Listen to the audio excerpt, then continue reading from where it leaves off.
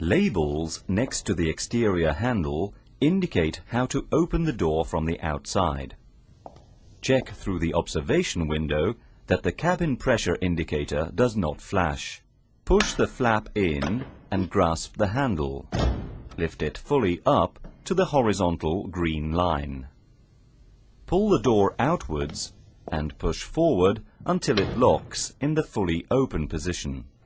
For safety reasons, lower the handle into its recess. Prior to closing, push the gust lock to unlock the door. Lift the control handle and move the door towards the frame. Push the door in and lower the control handle. The door is locked when the handle is flush with the fuselage.